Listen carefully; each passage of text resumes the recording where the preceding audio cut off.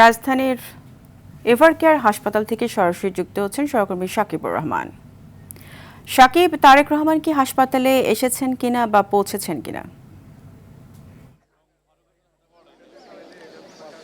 ফারিয়া, আসলে এভারকেয়ার হাসপাতালের সামনে কিন্তু ধীরে ধীরে উৎসুক জনতা, নেতা কর্মীদের ভিড় বাড়তে শুরু করেছে, যেহেতু তারেক রহমান তিনি অভ্যর্থনা মঞ্চে বক্তব্য শেষ করেছেন এবং এভারকেয়ার হাসপাতালের দিকে তিনি রওনা করেছেন, যার ফলে ধীরে ধীরে মানুষ বাড়তে শুরু করেছে। আমরা একটু ক্যামেরায় দেখানোর চেষ্টা করি যে এভারকেয়ার হাসপাতালে কিন্তু ধীরে ধীরে মানুষ বাড়ছে এবং নিরাপত্তা কর্মীরাও কিন্তু তাদের তৎপরতা বাড়িয়েছে, যেহেতু তিনি এখানে উপস্থিত হবেন। এর পাশাপাশি গুলশানের যে বাসভবন, সেখান থেকে কিন্তু জুবাইদা রহমান এবং জাইমা রহমান তারাও বাসা থেকে বের হয়েছেন, তারাও কিন্তু এই হাসপাতালে আসবেন। তারেক রহমান তিনি এই ৩০০ ফিটের অভ্যর্থনা মঞ্চ থেকে রওনা দিয়েছেন, তিনি এখানে আসবেন, এসে তার মাকে তিনি দেখবেন।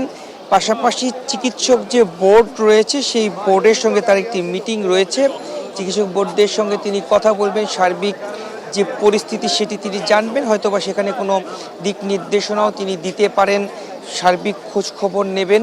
এবং আমরা দেখছি যে ধীরে ধীরে মানুষ বাড়ছে, মানুষ কিন্তু প্রত্যাশা করছেন যে আসলে এখানে এসে তারেক রহমানকে যদি একটু কাছ থেকে দেখা যায়, সেই বিষয়ের জন্যই মানুষ কিন্তু ধীরে ধীরে এদিকে আসতে শুরু করেছেন। তবে আমরা দেখেছি যে যেহেতু তারেক রহমান এখানে আসবে, যার ফলে নিরাপত্তা ব্যবস্থা কিন্তু বাড়ানো হয়েছে, কারণ উৎসুক মানুষ যাতে হাসপাতালের দিকে এগিয়ে যেতে না পারে সেই জন্যই কাঁটাতারের বেড়া দিয়ে রাখা হয়েছে দুই পাশের অংশতে, এবং পুরো জায়গাটি কিন্তু আইন শৃঙ্খলা বাহিনীর সদস্যরা স্কোয়াড করে রেখেছে। এখানে পুলিশ রয়েছে, র্যাবের সদস্যরা রয়েছে, বিজিবি সদস্যরা রয়েছে, আনসার রয়েছেন, পাশাপাশি আমরা দেখেছি গোয়েন্দা পুলিশদেরকে। এবং যেহেতু বেগম জিয়াকে নিরাপত্তা ব্যবস্থা দিয়ে রাখা হচ্ছে, সেক্ষেত্রে কিন্তু আমরা এসএসএফ সদস্যদেরকেও দেখেছি, তারা পুরো গেট থেকে কিন্তু তারা অবস্থান নিয়েছেন, এবং পাশাপাশি পিজিআর সদস্য তাদেরকেও আমরা দেখেছি এভারকেয়ার হাসপাতালের যে গেটটি রয়েছে সেখানে আসলে তারা অবস্থান নিয়েছে। যেহেতু বেগম জিয়ার চিকিৎসা এভারকেয়ার হাসপাতালে চলছে এবং তারেক রহমান তাকে দেখতে আসবেন, সেই কারণে কিন্তু হাসপাতালের যে সকল রোগী রয়েছে তারা ব্যতীত এবং তাদের যারা আত্মীয় স্বজন রয়েছে তারা ব্যতীত কিন্তু কাউকেই ভিতরে প্রবেশ করতে দেয়া হচ্ছে না, এবং কড়া নিরাপত্তার চাদরেই পুরো জায়গাটিকে রাখা হয়েছে যেন যে কেউ এখানে প্রবেশ করতে না পারে। তারেক রহমান আসলে ৩০০ ফিটের যে অভ্যর্থনা মঞ্চ সেখান থেকে রওনা দিয়েছেন, এখানে মানুষের অনেক ভিড় রয়েছে। আমরা দেখেছি যে তিনি যখন এয়ারপোর্টে এসে পৌঁছান এবং তারপরে কিন্তু তার যে অভ্যর্থনা মঞ্চ সেই পর্যন্ত আসতে কিন্তু দীর্ঘ সময় লেগে গিয়েছে, যেহেতু অনেক মানুষ সারা দেশ থেকে এসেছেন তার দুটি কথা শোনার জন্য, তাকে অভ্যর্থনা জানানোর জন্য। এর মানুষের ভিড় ঠেলেই কিন্তু তাকে সেই অভ্যর্থনা মঞ্চ পর্যন্ত আসতে হয়েছে। এখনও কিন্তু সেই মানুষের ভিড় ঠেলে অভ্যর্থনা মঞ্চ থেকে এই যে এভারকেয়ার হাসপাতাল রয়েছে বসুন্ধরায়, সেই পর্যন্ত তাকে আসতে হবে।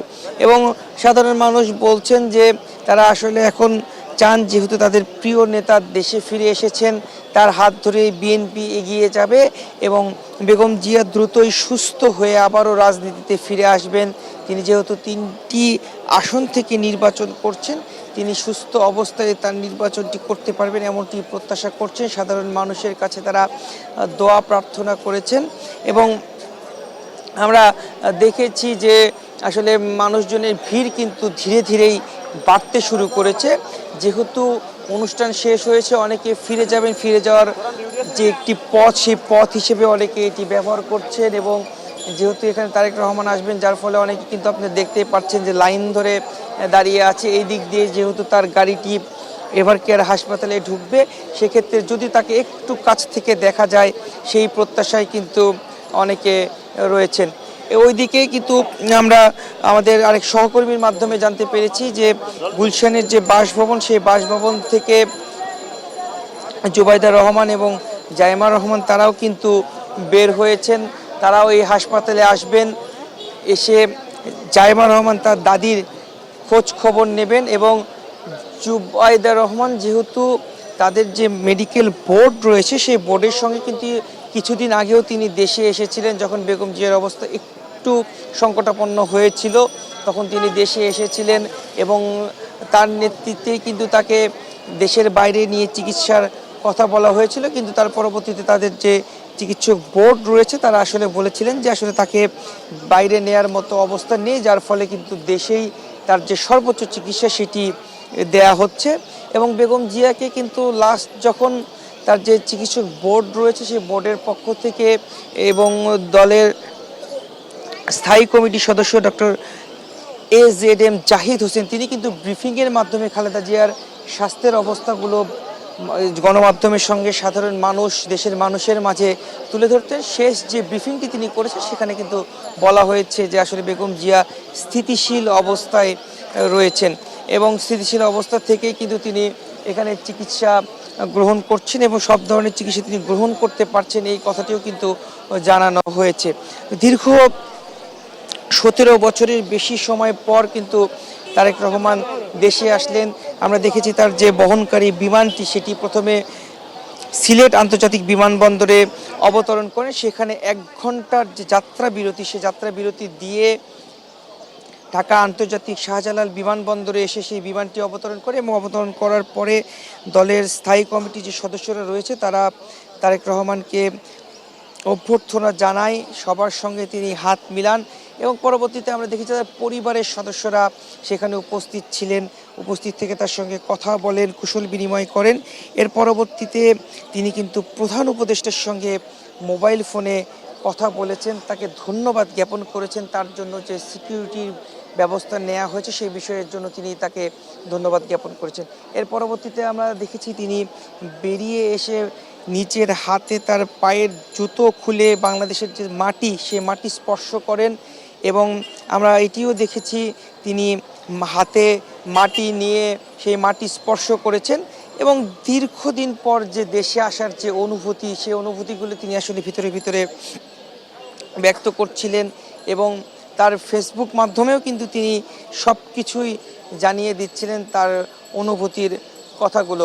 এবং পরবর্তীতে তিনি যখন এয়ারপোর্টে থাকেন সেই সময় কিন্তু তার স্ত্রী এবং কন্যাকে একটি গাড়িতে করে তিনি পাঠিয়ে দেন এবং তারা প্রথমে এসে কিন্তু গুলশানের যে বাসভবন সেখানে চলে যায় এবং তারেক রহমান পরবর্তীতে দলের স্থায়ী কমিটির সদস্য যারা রয়েছে তাদেরকে নিয়ে যে বাসটি রয়েছে সে বাসে করে কিন্তু তিনি রওনা দেন এবং একদম বাসের সামনে দাঁড়িয়ে তিনি উপস্থিত যে নেতাকর্মী রয়েছেন তাদেরকে হাত দেখাচ্ছিলেন, সবার সঙ্গে আসলে তিনি তার যে উপস্থিতি সেটি মূলত জানান দিচ্ছিলেন।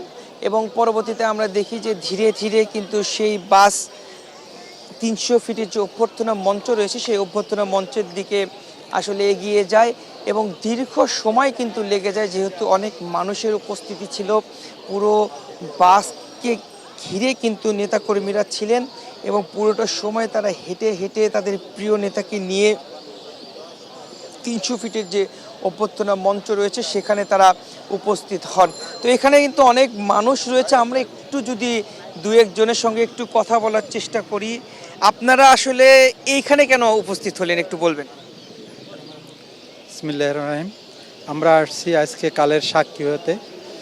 দীর্ঘ 17 বছর নির্বাসনে থাকার পরে আজকে দেশনায়ক তারেক রহমান বাংলাদেশে আসছে এবং সবচেয়ে মানবিক বিষয় যেটা অত্যন্ত হৃদয় বিদারক, যেহেতু অনেক আগেই বাবাকে হারিয়েছেন, মা অসুস্থ, ভাই চলে গিয়েছেন দুনিয়া থেকে, তাকেও তিনি কাছে থাকতে পারেননি।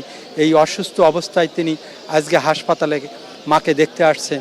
সেই আবেগের কারণে আমরাও দাঁড়িয়েছি ভাইকে অভ্যর্থনা দেওয়ার জন্য এবং আমরা দেশমাতার জন্য, গণতন্ত্রের আপসহীন দেশনেত্রীর জন্য আমরাও প্রাণ ভরে দোয়া করার জন্য এখানে আসছি।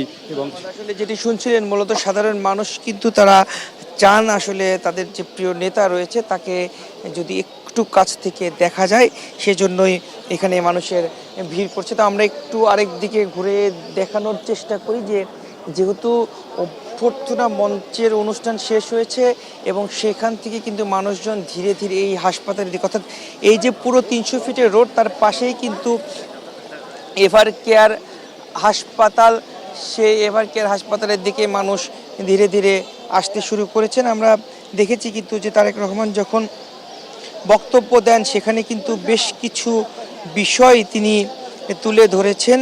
তিনি বলেছেন যে বাংলাদেশের জন্য তার একটি প্ল্যান রয়েছে, দেশের প্রতিটি মানুষকে নিয়ে আসলে তিনি তার যে প্ল্যানগুলো রয়েছে সেগুলো আসলে বাস্তবায়ন করতে চান।